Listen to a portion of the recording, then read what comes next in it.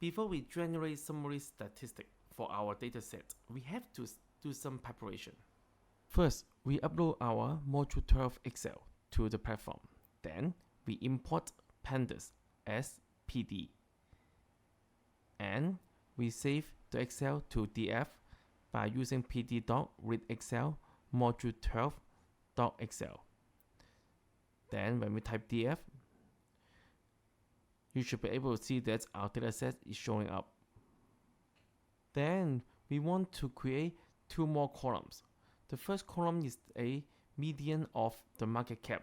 So we calculate by taking the average of minimum market cap and maximum market cap. And the other is the mid offer price, which is equal to the average of minimum offer price and maximum offer price. To make data readable, we will convert the column date to the date-time format. An easier way is to use Excel to change the format of this column to date before inputting the Excel file to Python. Now let's take a look at the original data frame. You can see that the date is shown in number, which is not what we want. We want it to show in date-time format. To do this, first we import date-time. Then we create a user-defined function called dateConvert. Remember that the number in dates column is in nature the number of days between today and December 30, 1899. So we need to convert the dates to a time delta object which represents the time duration between today and December 30, 1899. So we create a variable called delta.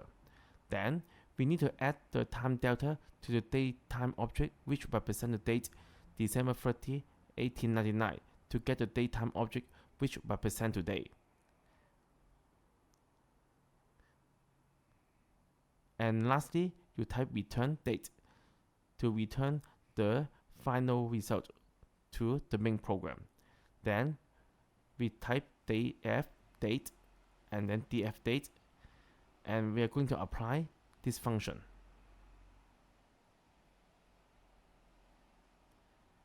And let's run it. Now you should be able to see that the date format is changed to the datetime object. That is easier for us to understand. One good practice in data analytics is not to make a change on the master file, but to extract a subset from the master file for the use of other analysis. We extract name, attribute, code, and other columns, and then we create a subset by getting those columns.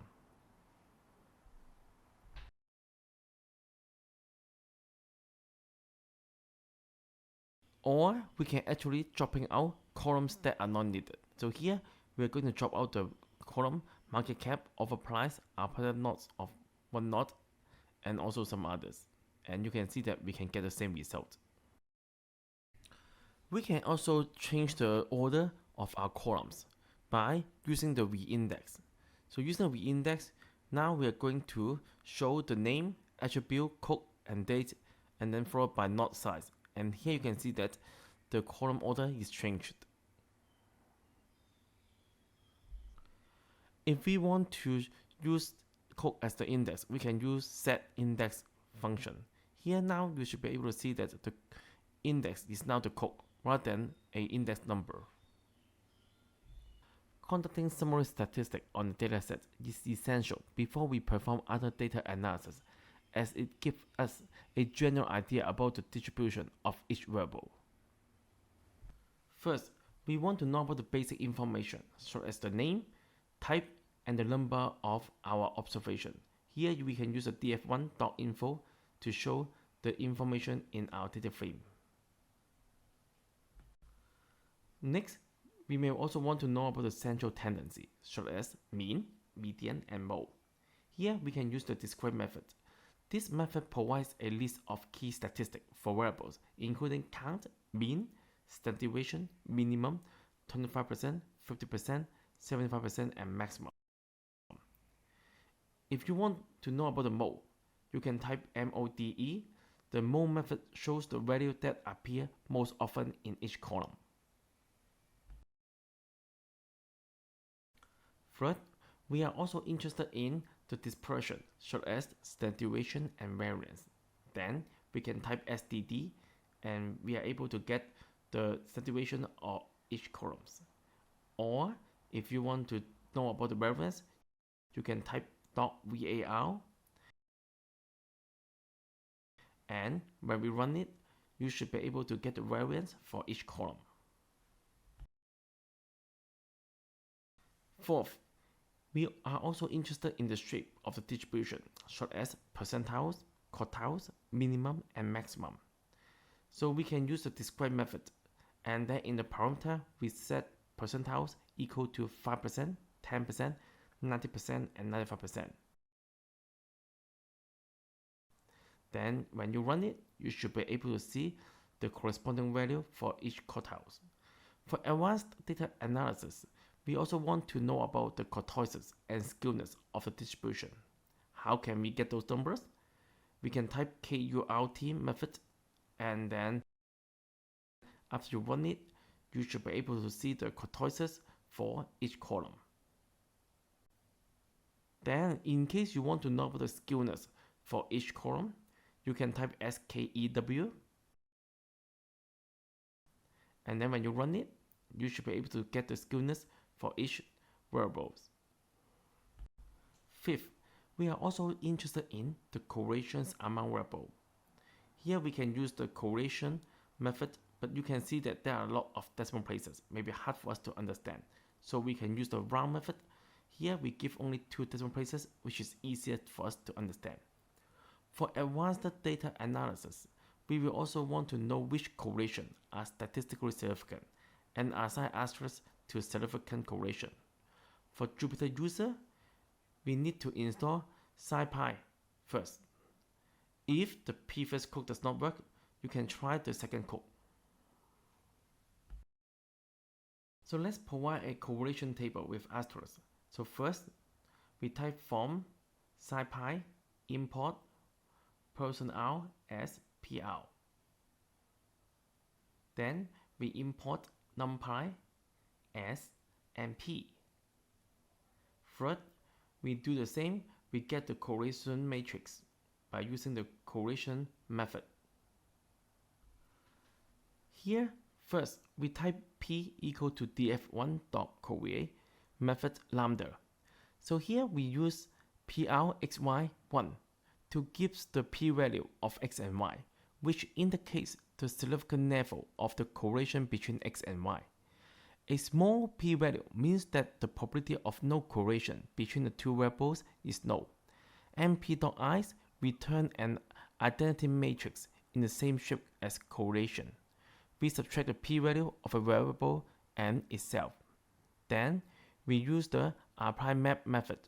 It will help to apply the lambda function to every cell in P. This lambda function will return a list of 3 asterisks for x less than 1%, a list of 2 asterisks for x between 1% and 5%, a list of 1 asterisk for x between 5% and 10%, and empty list for x larger than 1%.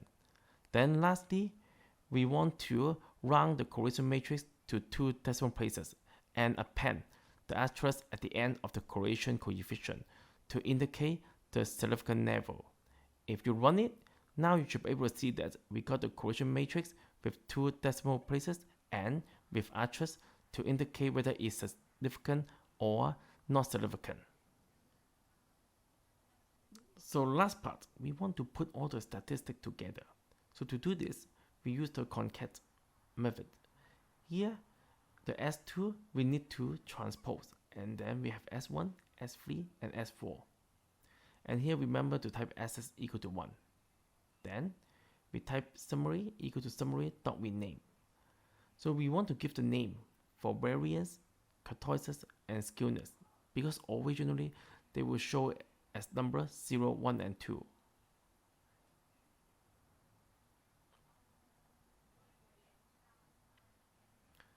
Then lastly, we type summary.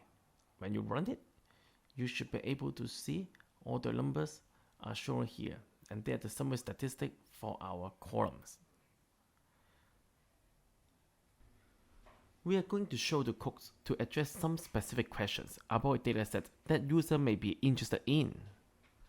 The first question, which IPO provides the highest initial returns to investor? Here we're going to use two methods. IDX max method returns the index of the maximum value of a series, and OK method returns the whole row with this index. Now you should be able to see that the top IPO gives us return of 258%. The second question, show the distribution of IPOs based on lot size. So here we use the value counts function, count the frequency of each unique value in a series. The outcome will be in descending order. So here you can see that the most common lot size would be 1000, which have 61 IPO. Third question, we want to return the top 5% IPOs in terms of initial returns. Here we are going to apply a method called sort values. Sort values method sort a data frame according to a certain column. By indicates the column for sorting, and ascending indicates the sort order. We select df1 to keep the first 5% rows. 5% times length df1 gives the number of rows that we need to keep for 5%. Slicing could only take an integer as in parameter, so we have to convert the parameter to the integer type. Now you should be able to see the top 5% IPO. The fourth question, we want to provide a list of IPOs having initial return that is within 95% confidence level. So here we first calculate the mean of the initial returns using the mean method, and then we calculate standard deviation using the standard deviation method. The 95% confidence level is mean minus 1.96 SD and mean plus 1.96 SD. Therefore, we need to calculate the mean and standard deviation first. Then we can select the company using Boolean filter. And we are actually now typing the Boolean filter. We use the logical AND function to select multiple criteria by filtering out those rows with initial returns smaller than mean plus 1.96 SD and greater than mean minus 1.96 SD.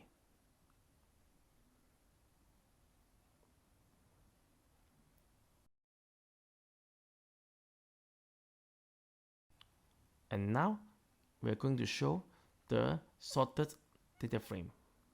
And you should be able to see that they are the so-called the majority of IPO that do not count those outliers.